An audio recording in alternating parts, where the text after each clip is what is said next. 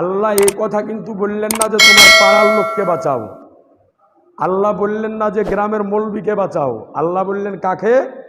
তোমার ছেলে মেয়ে সন্তান আদি এবং নিজের স্ত্রীকে বাঁচাও।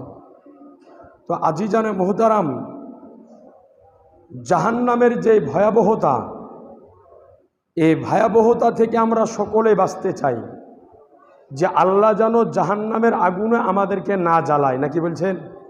আমরা সবাই চাই যে আল্লাহ যেন জাহান্নামের আগুন থেকে আমাদেরকে রক্ষা করে, হেফাজত করে।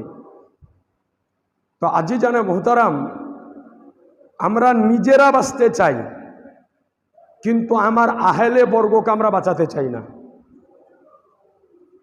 আমার ফ্যামিলিকে আমি বাঁচাতে চাই না। জেনে রাখুন যে জাহান্নামের আগুন থেকে, জাহান্নামের ভয়াবহতা থেকে নিজেও বাঁচতে হবে, নিজের আহলে বর্গকেও বাঁচাতে হবে। এটাই হচ্ছে আল্লাহর অনুমতি, এটাই আল্লাহর হুকুম। ব্রাদারানে ইসলাম, আজিজানে মোহতারাম, কিয়ামতের ময়দান যেদিন সংগঠিত হবে, ওই ময়দানের দিন, কিয়ামতের দিন, আল্লাহ আপনাকে কোনো সময়তে জিজ্ঞাসা করবে না যে মুফতি আবুল কালাম নামাজ পড়েছে না পড়েনি। আপনাকে জিজ্ঞাসা করবে তোমার বেটা কেন নামাজ পড়েনি, আপনাকে জিজ্ঞাসা করবে তোমার মেয়ে কেন নামাজ পড়েনি, আপনাকে জিজ্ঞাসা করবে যে আপনার বিবি কেন নামাজ পড়েনি।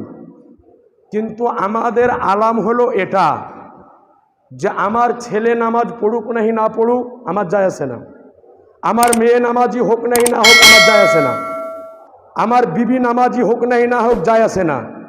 কিন্তু মুফতি সাহেব কি করছে এটি আমাকে দেখতে হবে, তালবে ইলম সাহেব কি করছে এটি আমাকে দেখতে হবে, মৌলবী সাহেব কি করছে এটা আমাকে দেখতে হবে। কিন্তু কিয়ামতের দিন মুফতি সাহেবের কারণে আপনি গ্রেফতার হবেন না, মৌলবী সাহেবের কারণে আপনি গ্রেফতার হবেন না, তালবে ইলম সাহেবের কারণে আপনি গ্রেফতার হবেন না, হাজী সাহেবের কারণে আপনি গ্রেফতার হবেন না। আপনি গ্রেফতার হবেন আপনার ছেলের কারণে, আপনি গ্রেফতার হবেন আপনার মেয়ের কারণে, আপনি গ্রেফতার হবেন আপনার স্ত্রীর কারণে।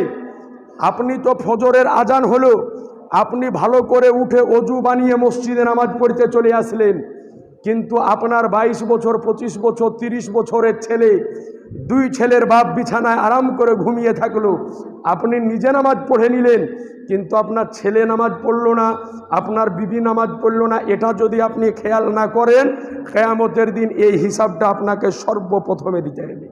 কথা ক্লিয়ার? এই জন্যে নামাজি নিজেকেও হতে হবে, আহলে বর্গকেও নামাজি বানাতে হবে। কিন্তু আমার আহলে বর্গ নামাজ পড়ুক নাহি না পড়ুক, আমার ছেলে নামাজি হোক নাহি না হোক, আমার মেয়ে নামাজি হোক নাহি না হোক, মুফতি সাহেব নামাজ পড়লো কিনা এটি আমাকে দেখতে হবে আগে।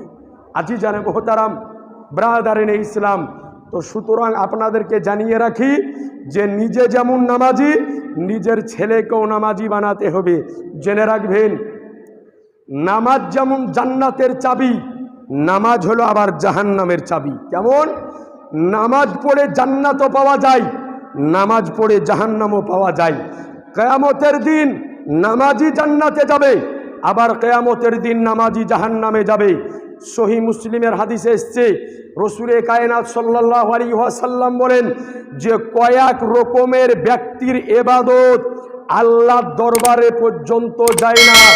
এর মধ্যে একজন ব্যক্তি হলো অহংকারী ব্যক্তি, যেই ব্যক্তি নিজের ইবাদত নিয়ে অহংকারের মধ্যে পতিত থাকে, নিজের ইবাদত নিয়ে অহংকার নিয়ে পড়ে থাকে, ওই ব্যক্তির ইবাদত আল্লাহর আরশ পর্যন্ত পৌঁছায় না, তার ইবাদত আল্লাহর দরবার পর্যন্ত যায় না।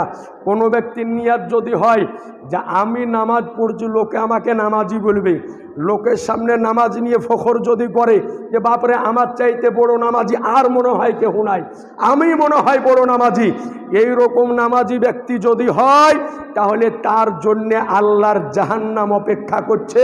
ও ব্যক্তি যদি নামাজ পড়ে পড়ে কপালে ঘটা যদি ফেলিয়ে দেয়, সমস্ত সয় সম্পদ আল্লাহর রাস্তায় দান যদি করে দেয়, তো আমি মুফতি আবুল কালাম আজাদ ফতোয়া দিলাম, ওই ব্যক্তির জন্য আল্লাহর জান্নাত হারাম, হারাম হারাম। তার জন্যে আল্লাহর জাহান্নাম অপেক্ষা করছে।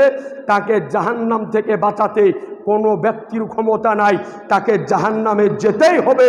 কারণ এই ব্যক্তিকে হাদিসের ভাষায় বলা হয় রিয়াকারী ব্যক্তি, আর রিয়াকারী ব্যক্তি হলো জাহান্নামী, ও জান্নাতে যেতে পারবে না। তো সুতরাং জেনে রাখতে হবে, নামাজ, রোজা, হজ, যাকাত, তসবিহ, তাহলিল, যত রকমের ইবাদত আছে, কোনো ইবাদত নিয়ে ফখর করা, অহংকার করা, তাকাব্বুর করা যাবে যাবে যাবে না। যদি করে তাহলে ওই ব্যক্তি জান্নাতে যেতে পারবে পারবে না।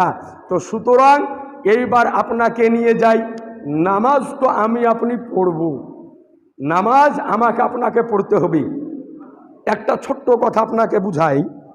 বালতি বুঝেন তো, ডোল ডোল, এই যাতে পানি ভরি আমরা, ডোল বালতি বলেন, ঘড়া বলেন। আচ্ছা বলেন তো, এই যে বালতিতে আমরা পানি ভরি, বালতির তলে একটা ঢাক্কান থাকে না লাগানো তলে? আচ্ছা, যদি কোনো বালতির তলে ঢাক্কান যদি না থাকে, আর ওই বালতিকে যদি আপনি ট্যাপে লাগিয়ে দিয়ে সারাদিন ট্যাপ চালান, তো বালতি লোড হবে? লোড হবে? কথা বলেন না, জীবনও লোড হবে না, কারণ তার তলে ঢাক্কান নাই।